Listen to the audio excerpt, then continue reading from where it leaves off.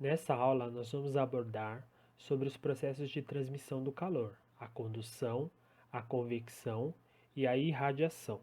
Bom, primeiramente, nós vamos retomar os conceitos de calor e temperatura, tá? Que você já deve ter ouvido falar. E aí vamos abordar os processos de transmissão de calor, a condução, a convecção e a irradiação. Primeiramente, para começar essa conversa, eu vou trazer a definição do calor. Nós podemos definir o calor como uma energia transferida para a vizinhança, energia em trânsito de um corpo para o outro decorrente da diferença de temperatura. O que seria essa energia em trânsito? Imagina a seguinte situação: você tem um corpo mais quente e o outro corpo mais frio. O calor seria a transferência desse corpo mais quente para o corpo mais frio, né? Essa é a ideia da energia em trânsito. E a temperatura, ela é uma grandeza física que mede o movimento das moléculas, né? O movimento dos átomos e das moléculas, caracterizando o seu estado térmico, né? Então, ao medir a temperatura de um corpo com um termômetro, a temperatura ela traduz o quão quente ou frio está um corpo. Para ilustrar isso, eu trouxe essa tirinha que ela ilustra o quão equivocado nós utilizamos esses conceitos no nosso cotidiano, né? Então o menininho ele fala assim: "Ah, estou morrendo de calor nessa sauna." Aí a menina diz: "Não é assim que se diz. Diga, a temperatura está muito alta nessa sauna." Aí, novamente ele diz: "Ah, o sol está transmitindo muita temperatura." Não. Agora o certo é dizer calor. Agora eu vou estar falando de alguns processos de transferência de calor. O primeiro processo consiste na condução. A condução, ela consiste no seguinte: os átomos localizados nas regiões de maior proximidade à fonte de calor adquirem uma energia de agitação e transferem essa energia para as moléculas adjacentes. O que seria isso? A região em que o corpo está mais próximo da fonte de calor, as moléculas elas estão mais agitadas. Estando mais agitadas, elas transferem a energia para as outras moléculas. Então vocês podem observar na figura que a região em que está mais próxima da fonte de calor, as moléculas estão muito agitadas, né? E isso vai sendo transferido para as outras que estão menos agitadas. E a condução, geralmente ela ocorre nos metais. Os metais eles são bons condutores de calor, né? E apenas eles sofrem esse processo de condução. Então, ao esquentar uma panela na cozinha, também está ocorrendo a condução. Aí entra a questão do fluxo de calor. Bom, o fluxo de calor seria a quantidade de calor que é transferida num determinado tempo. Vocês podem observar, como eu falei anteriormente, que quanto mais próximo está da região, as moléculas estão mais agitadas. E aí o fluxo, quanto mais próximo da fonte, maior é o fluxo de calor. E quanto mais distante, menor é o fluxo. Para problematizar a condução, eu trouxe essa questão. É preferível descongelar um alimento colocando em um recipiente de metal ou em outro de vidro? Baseado no que nós estudamos, se você respondeu que o metal, você está correto. Por quê?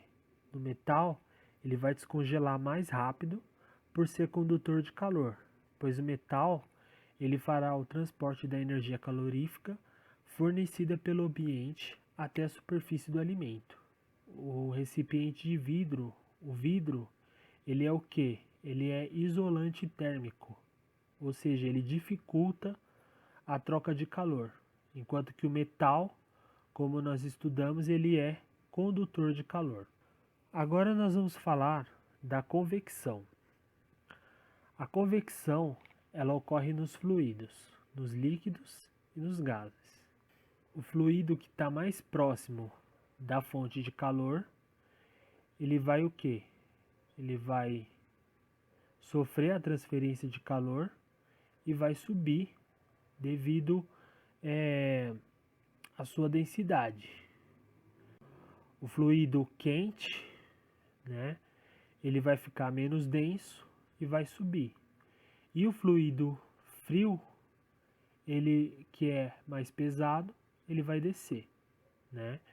Então isso ocorre numa geladeira ou numa xícara de chá, né? E isso explica por que o congelador fica sempre na parte de cima das geladeiras. Por quê? Porque as camadas de ar da região se resfriam e tornam-se mais densas e dirigem-se para a parte de baixo da geladeira.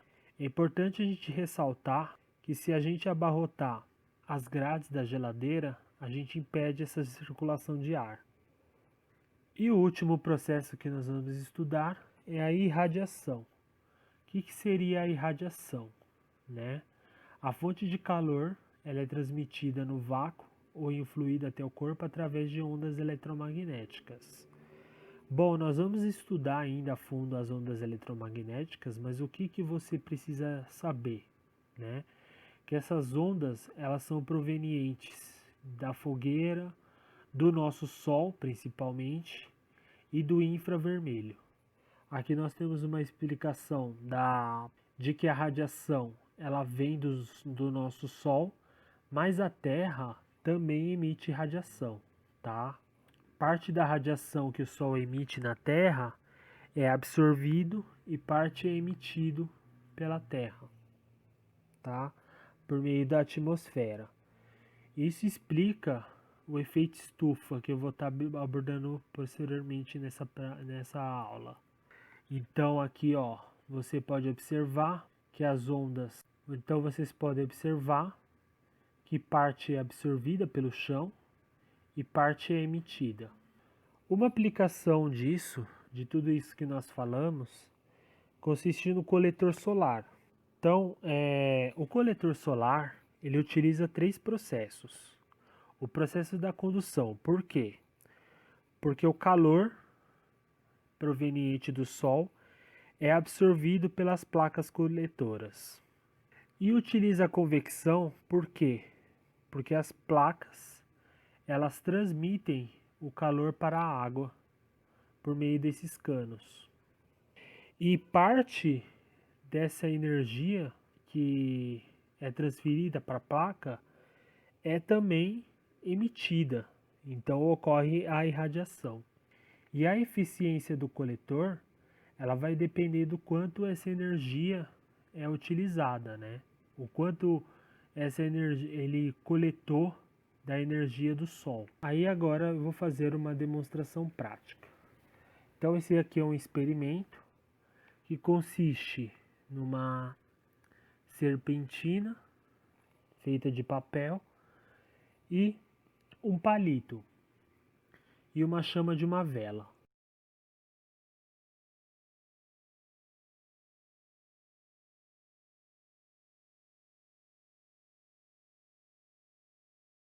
E vocês podem observar que o movimento da serpentina é gerado devido ao quê? As correntes de convecção. Porque o calor da vela, por ser um ar quente, ele é menos denso e acaba subindo.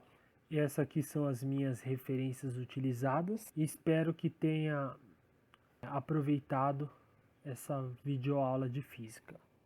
Até logo!